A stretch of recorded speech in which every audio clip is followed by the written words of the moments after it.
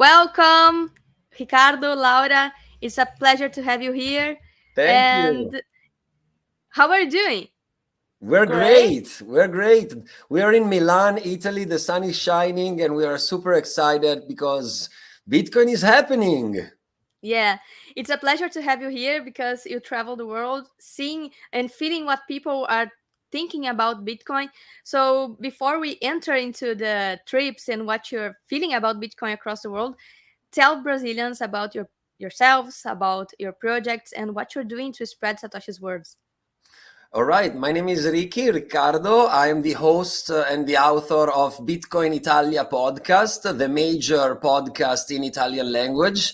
And I'm an activist as well. So my focus is the adoption of Bitcoin as a tool to protect and defend human rights and financial freedom all over the world. I'm Laura. Hi, guys. I'm a graphic designer and social media manager. I work for a Bitcoin company now, but I got into Bitcoin because I wanted to working from abroad. So I've started to accept Bitcoin as a payment method because it was faster and easier. And I obviously fell in love with it. Of course, we are a couple and we travel to go the world in Bitcoin together. Yes. Great. And you guys, you are from Italy, right? Yes. And how do you see adoption in Europe, in Italy? Because we met on Biarritz. And from my point of view and Kaká, we didn't find a lot of places accepting Bitcoin over there. We went to Paris. We didn't find as much as in Brazil or in El Salvador, of course. But how do you feel that? Is adoption more slow on Europe, on Italy, in the countries you visited? How do you see this? It depends. It depends on how we define adoption, right? Of course, Italy is a European country, so we are rich and we are spoiled, and we have the euro, which is a kind of strong currency. Not for the at the moment. We'll see, because inflation is starting to hit here as well pretty strong.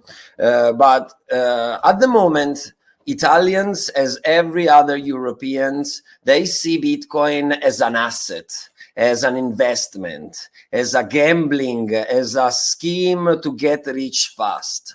So a lot of people is into Bitcoin, a lot of people is into shitcoins because they want to profit. And not so many are using it at the moment as a payment tool, not as in El Salvador, not as in Central or South America or in Africa. I think it's the same thing all over the so-called first world. I hate this word, but that's who we are. Yes, this makes a lot of sense because in Biarritz, when we were there at the conference, there was a lot of companies and mining companies, and we didn't find a lot of payment companies. It's more the asset point of view, like right? real use cases. There are not much yet.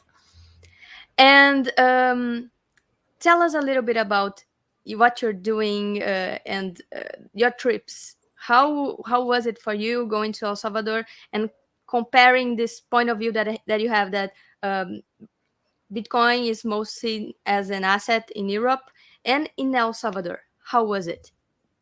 Of course, in my work, I'm focused a lot on what's going on in emerging markets.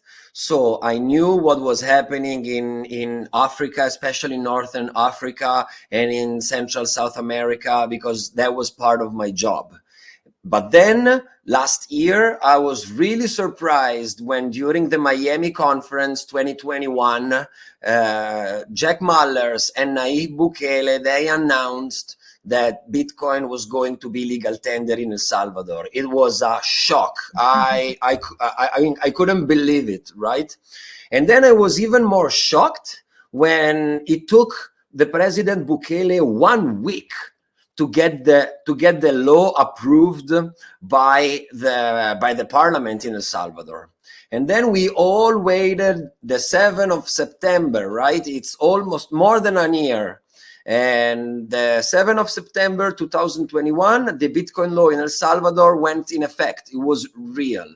And Laura, we were kind so of disappointed. Curious. Yeah, we were curious and disappointed because, I mean, our colleagues, the people that were actually there, they were just showing tweets about like paying a sandwich at McDonald's in the center of San Salvador. That wasn't like real adoption. We didn't really see what was happening. So we were like, what do old people think in the jungle? Do internet work? What about infrastructure? What do the people think about this law?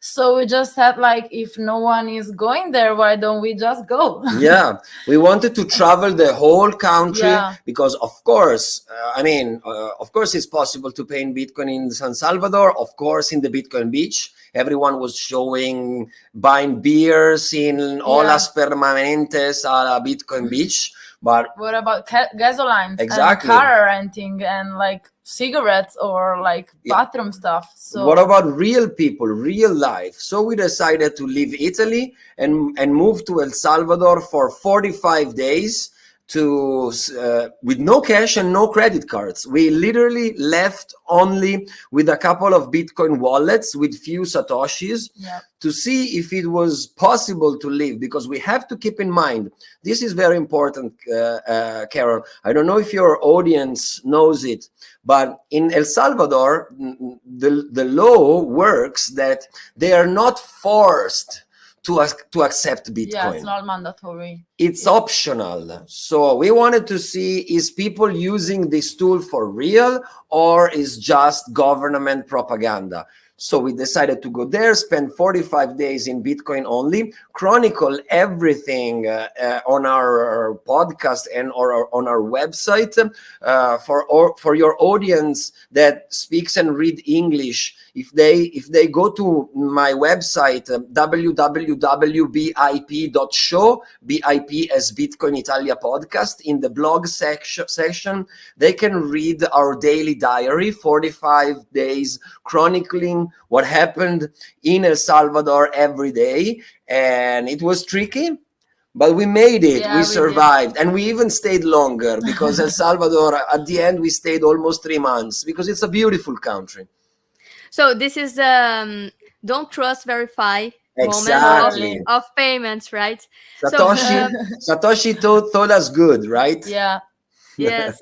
Me and Kaká, we tried a lot of trips like that, but always we have some things that happened in the middle, something that doesn't work, or something that doesn't go to the way we planned. And for you, what happened? Do you have any story that you could share with us that I tried to pay this way, it didn't work, or something like that? Many. Yeah, I was thinking, so many. Tell us. The free pizza? First of all, we have to tell you this. When the law went to effect, the Salvadorian, they have been giving this wallet, infamous wallet, the Chivo wallet. And that's part of the problem, because it's a state-owned wallet. It's fully custodial. Salvadorians, they don't have their keys, so they don't have their Bitcoins. And it's a strictly closed source wallet. So we presume is a spyware. And it's a very, very bad wallet, full of bugs. Yeah. So most of the times our transactions were super slow or buggish. When we went to El Salvador in the first weeks, there was the old version of the wallet, and the option to send Lightning transactions was so hidden in the UI that nobody knew it was even there. It took us an hour to figure out how to do a Lightning transaction. Exactly. And basically, what happens when you spend and receive Bitcoin, Chivo to Chivo, that's super fast. But why it's super fast? Because it's not even a Bitcoin transaction, right? It's just an inner ledger transaction. But the thing is that we cannot have Chivo, because Chivo is only for Salvadorian. To activate the wallet, you need to insert your ID number. This is also because there was an airdrop of $30. Every Salvadorian that downloaded the Chivo wallet received $30 bonus. Keep in mind that in El Salvador, the average salary is $300. So $30 is 10% of the salary. I mean, it's good money in El Salvador. So everyone downloaded this wallet. We are talking about 4 million downloads in the first 3 months. El Salvador is roughly a 6 million a 6 million people country. So very popular. But what happened is that they all used in the first week this $30, and then they forgot about the Chivo wallet. So we were actually the first after 3 months. We didn't mention that we left in November. So 3 months after at the end of November, more than 3 months after the law went in place. And everyone forgot about it. We have been the first Bitcoin transaction for a lot of many people, of them. Yeah. And when you tell them, listen, I don't have Chivo, I have another wallet, but trust me, it's gonna work, they panic because they never did it, right? So we had to teach them. That's the first problem. There is a big lack of education in El Salvador. The government is doing nothing to teach the population what is Bitcoin, how Bitcoin works, how they can use it. Nothing. So they don't know. They can't even tell the difference between an on-chain transaction and a Lightning transaction. Actually, some of them write in the restaurant, we accept Chivo, but if you ask them, do you accept Bitcoin? They say no. And you're like, but you said you accept Chivo. Yeah, I accept Chivo. Like, it's another thing. They think that Chivo is a sort of like payment method. I don't know if you guys have PayPal or like Satispay. It's just like it's still dollars, you know, so that because you can transact in dollars as well on the Chivo wallet. So you're not even forced to use Bitcoin. And so most of the time you ask them, I want to pay, do you accept Bitcoin with Chivo? Yeah, we have Chivo, because they want to work, of course, right? So if you tell them, I can pay only if you accept Bitcoin, otherwise I'm forced to leave the restaurant or the shop and find someone else that is going to accept my Bitcoin. They tell you, yes, look. And they show you the Chivo wallet with a dollar QR code, not a Bitcoin QR code. And we cannot use that because that's only Chivo to Chivo. So you have to tell them, listen, I need a Bitcoin QR code. Panic. How you do it? Can I show you? Look. Let me call my boss. I am afraid this will not work. And you wanted to tell about the free pizza we had in El Salvador. You can also use Chivo with. No, just before you enter the pizza story, because this is we passed through the same situation where we sometimes needed to catch the phone from the merchant's hand and try to teach them. So wow, here is the Lightning wallet. For us was difficult as well to find out the Lightning app. So this is a critic to the app and for the government app, because is dollar on the front page from the front of the app. So it's harder to understand Bitcoin if you are thinking in dollars, if you are thinking about transacting in a centralized app. But did you got to pay someone with another wallet, like, I don't know, another Lightning wallet? They had other Lightning wallets. I know that Chivo was the mainly one, but there was any experience without the Chivo? It was mainly like hotels owner, people that work with strangers and tourists. Some of them had other wallets like Strike. We of course spent a lot of time at the Bitcoin Beach, so they had the Bitcoin Beach wallet in El Tunco. They do have Strike. They use Strike a lot. Someone has Blue, but of course not the majority. This is something we've noticed that I think, from my perspective, is very interesting. Once again, Carol, is a matter of education. When you talk with low middle classes, they all have Chivo, and they basically know nothing about Bitcoin. When you talk to the upper classes, for example, big restaurants owners or big hotels owner or big entrepreneurs, doctors, lawyers, they have access to better information. So they know that they should keep their Bitcoins because the price is going to go up. And they know that they can use any kind of wallet, and that probably Chivo wallet means you have been, the government is spying on you. So all of them, they talk to each other in kind of elite groups, and they have different wallets. And some of them were using them even before the Bitcoin layer. Oh, yeah. Because as you know very well, a lot of people is unbanked in El Salvador. So if they wanna like have business with tourists and receive a digital payment method, they need to have a digital infrastructure, which is Bitcoin. So that was very interesting to see. Most of them were already using Bitcoin. And that was cool to see. Yeah, and for what you're saying, for your experience, maybe with more Bitcoiners going to El Salvador, maybe this will spread even faster, because when tourists go to some place, they go to hotels, restaurants, and then the economy will start to circulate, the Bitcoin circular economy through smaller business. They have to be strict with this rule, because if we told, we were asking to anyone, hi, do you accept Bitcoin? Yes or no. If they said no, we said like, okay, I'm sorry, I go in another restaurant because I do not have cash, I do not have credit card. Some of our friends, they just go there, and if they say no, they're like, oh, whatever, let's just use Here's cash. my credit card. So when they see that people are actually like choosing another restaurant, choosing another shops, and making business with other people, they might start thinking, oh, wait, maybe next time I should accept the Bitcoin. It's free, it's much cheaper than credit card, and that was a good technique.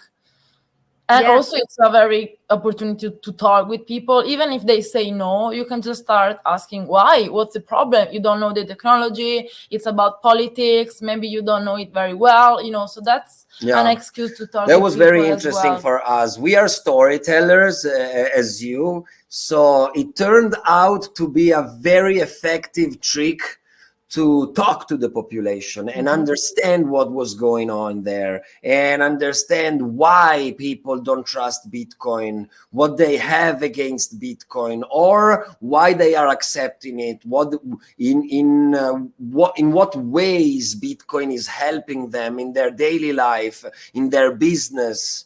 So it turned out to be a very cool story to tell. Yeah, and it's just the beginning, right? Makes any.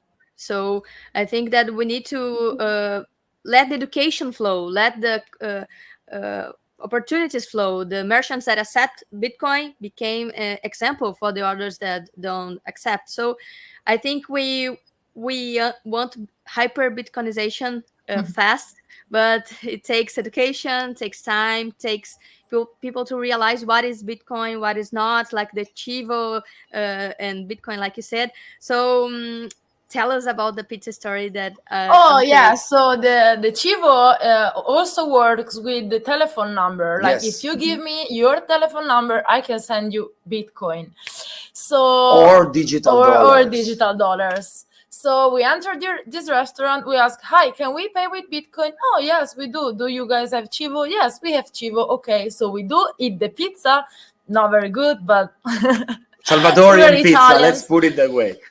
So we go paying. We take our wallet out, and he's like, okay, so this is my number. You just send the Bitcoin here. We're like, don't you have Chivo here? Because we need the QR code. Oh, no, we don't, because the Chivo is of the owners of the restaurant, which is not here. So you just send them the money. And we were like, okay, but this is not how it works. We need the QR code for Bitcoin. So he called the owner, they started talking. The owner didn't know anything. He didn't really want to be bothered in that moment. We keep asking, just ask him to send you on WhatsApp a QR code. It's easy. the only thing he has to do is a screenshot to the Chivo wallet, and we're gonna do the rest. So he was trying to explain the procedure to the owner at the phone, and at the end, the owner said, "Listen, you go, guys. Free pizza. Never come back." My boss doesn't want to know anything about this crazy Bitcoin thing. Can we come back tomorrow? Yeah, we like want we wanted to pay. No. Please He said, don't. free pizza, don't come back. Ever. So I mean that's fun, but it also makes you think, because that could have been happened like with anyone, and I mean that's money wasted and an opportunity wasted. So I hope they took that opportunity to learn something more about it, but a lot of people can get scared from this and even stop even wanting to talk about Bitcoin. Another cool story, to be honest, to be fair, the new version of Chivo, I don't know when was the last time you ladies were in El Salvador? In November last year, to the adopting. Exactly. So what happened is that in early January 2022, so this year, they updated Chivo to the 2.0 version.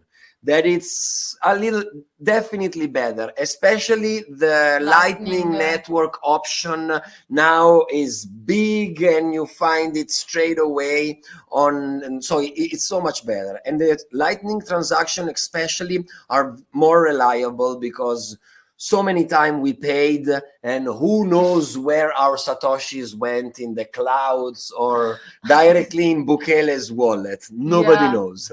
Disappeared. But in your travels, did you find easier to spend Bitcoin in the capital, in the main city, and in El Zonte than in other cities of El Salvador? How was it? To be honest with you, we managed all over the country, and we were very surprised. Of course, for example, we also traveled the deep south, close to La Unión y el Golfo de Fonseca. That's the poorest part of the country by far. So down there is a little harder. But since the Chivo wallet is so popular, if you keep asking, eventually you're gonna find someone. For example, it was hard especially at the beginning, to find hotels. Hotels were not keen on accepting Bitcoin. So we had to learn a few tricks. We realized that we couldn't just walk in a random hotel and expect them to accept our Bitcoin. So we were first selecting where we wanted to go, in which city we wanted to sleep, and then download the list of the hotels from Google and call them one by one. Like 15, 20 hotels by average. Eventually, you're going to find one that is going to tell you, yes, we have the app, so we're going to accept your Bitcoin. And then in that moment, you book a room. But the funny thing is that it was pretty randomic. I couldn't tell you in that place they accept more Bitcoin rather than this one. Of course, at the Bitcoin beach, you have more chance to find someone that accepts Bitcoin. But even in the middle of the jungle, we did find someone that was curious. Do you remember? Yes. We bought a shampoo in a small creepy store, literally in the middle of nothing. I don't even know what. We had to scream if someone was there, like, hey, someone's there. But then, like, their daughter had Chivo. But then we entered, and there was an old woman in the shop, and we asked her, do you accept Bitcoin? And she goes, what? No. And from the back of the shop, we hear a young female voice screaming, yeah, mama, yeah, we can. And she runs with her wallet, and she had Chivo, so we could pay. And you can find big restaurants in the center of San Salvador that don't accept Bitcoin. So we could never. Most of them, actually, most of the big restaurants or big chains, they don't accept it. If you go to small, popular, and Comadores Populares, those restaurants when the owner is inside, yes, like, they have their own Chivo and they accept it.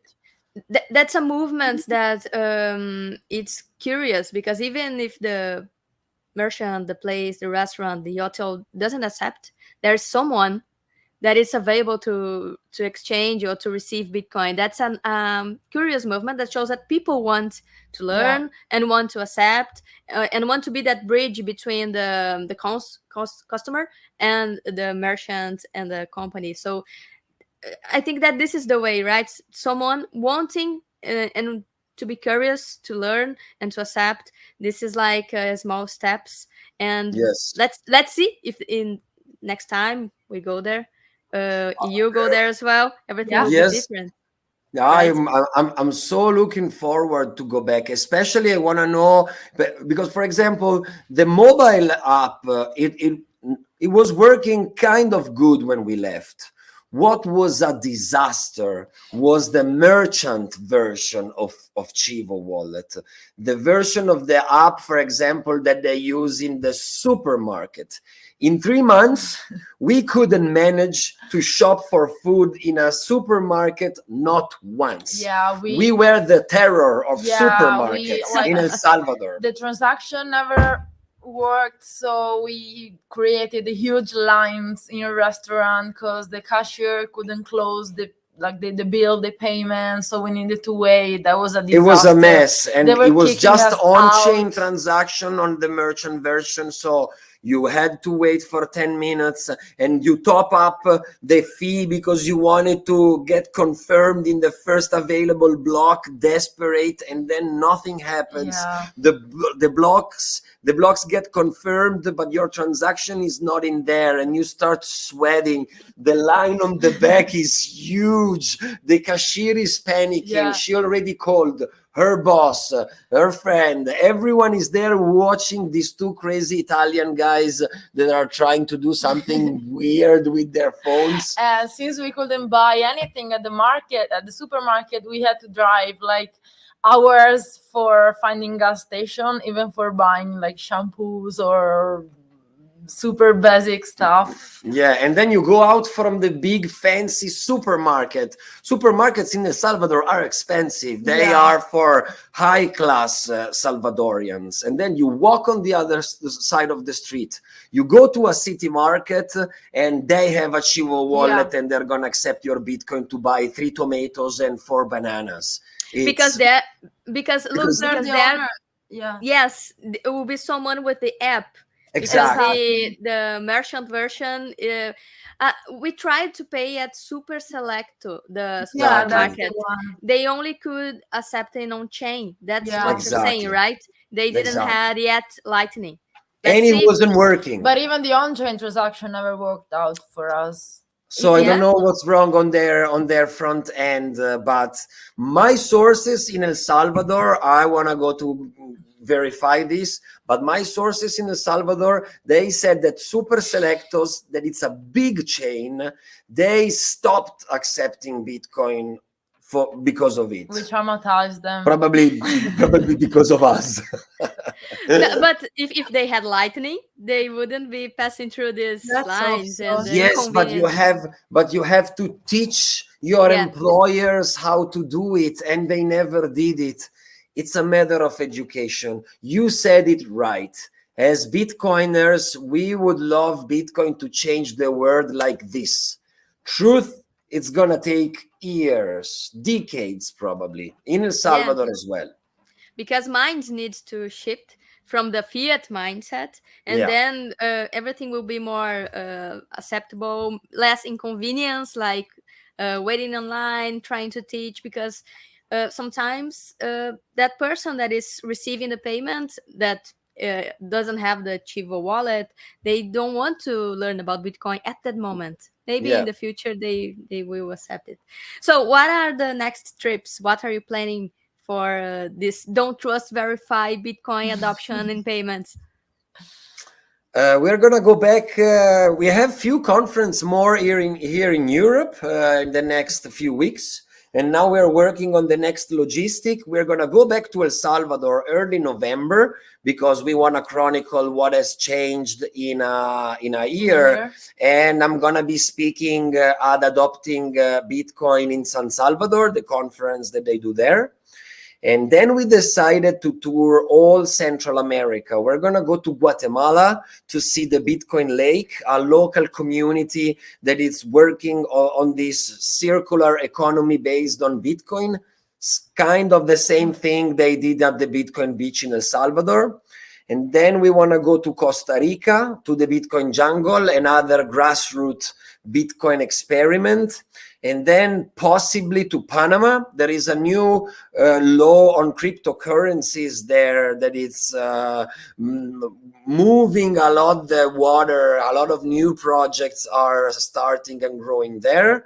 And then we would love to go to Honduras as well, because there is a new government there, Bitcoin friendly. And in Honduras, there are these special zone that are fiscal special areas where people is also apparently experimenting with Bitcoin, but we have to verify, right? Yeah, we always say that Satoshi is driving us, is like guiding us. So we go where Satoshi call us, and so far he brought us in beautiful places. Yes, that was nice.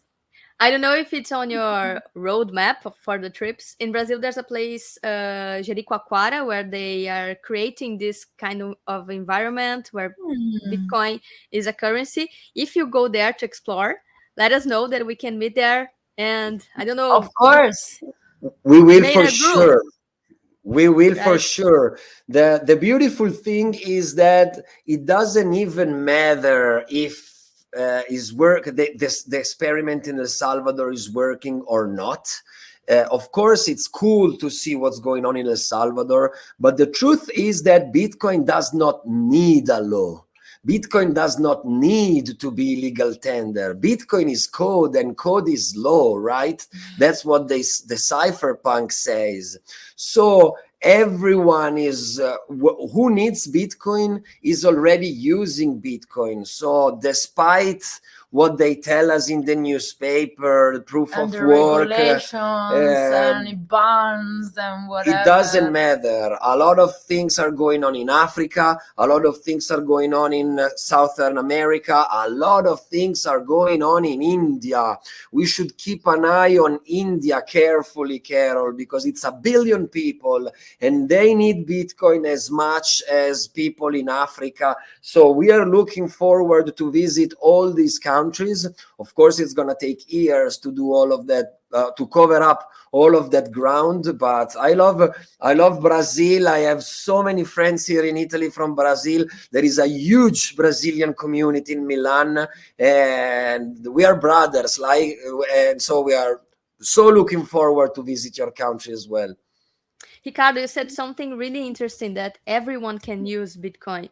That's true. You don't need a government telling you, now you can use Bitcoin. No, everyone can use it right now and accepting and exchanging Bitcoin. Products for Bitcoin, products for Satoshis, services, everything. You don't have to wait, right? That's a highlight that moves me. Everyone can learn and to accept and to exchange in Bitcoin. But I call that freedom. Yeah. And moving to more personal questions, how do you get into the rabbit hole? We want to know that story of each one of you. You go first. Well, as I said first, I just got graduated. I was a graphic and a designer. I really didn't know what to do, so I started working for a few friends. One of them knew this company from Hong Kong that needed a logo. So I made a logo. They wanted to pay me, but they realized how long it took and how expensive it was. So to send me the money from home to home. And they just said, hey, can we just pay you in Bitcoin? It's faster and cheaper for the both of us. And I, of course, said yes. I really didn't know the technology, but to me, it was just a way to get my money in an easier way. And then I got into it. I wanted to work for that company because they pay me in Bitcoin. So I started to be a digital and graphic designer for them. And I worked for them for 2 years. And I received my salary in Bitcoin for more than 2 years. That was amazing. At a certain point, I got into the technology itself, the philosophy behind it. It took me a little bit, but then I literally fall in the rabbit hole. So that's what I'm doing now. I'm really into the end user because I was an end user even before knowing the technology, as basically half of the world is. I'm for the people that really need it, and this is the most important thing to me. It was 2017, and I was working as an activist in the United States of America. And back then, I was used to spend 3 to 6 months in the US, and the work I was doing, they paid me, a lot of people paid me in cash back then. So I ended up every season with a lot of cash, like $6,000-7,000 in cash. And I really wanted to keep traveling in Central and South America, so I didn't want to bring so much cash with me because I thought it was inconvenient. So at the end of the first season, I go in a money transfer and I ask them how much is gonna cost me to send money back to my friends or my family in Italy. And I find out that they wanted to charge me 10%. And I said, Jesus, I'm not going to give these guys 10% of my work. So I go back home, pissed off, and I Google, how do I send money home for free? And this magic word appeared on my laptop, Bitcoin. I knew about Bitcoin already because I am a geek. I loved technology my entire life, but I got tricked by propaganda. I thought Bitcoin was an investment, was Wall Street 2.0, and I have zero interest in that. I never invested in my life in nothing. I barely own the home we stay in. So the financial world is not appealing to me. But I wanted to send money home, and I Googled Bitcoin, and I realized there was a conference in San Francisco. A few weeks later, I was working in Southern Oregon, so not far from San Francisco. So we drive there. And there I hear Andreas Antonopoulos speaking about Bitcoin. And he said the words I needed to hear. The financial freedom, money for the world, bank the unbanked. When I realized how powerful this tool was, it's hard for me to explain you, Carol. It was like reading the sci-fi books I loved when I was a kid. And I realized in that moment that as an activist, I could more effectively impact our world teaching and using Bitcoin than running into politics. For example, in my country, as an activist, I was involved in politics in Italy as well back then. I stopped because I think that's totally useless. With Bitcoin, guys, we change the world for real, for good, once and for all.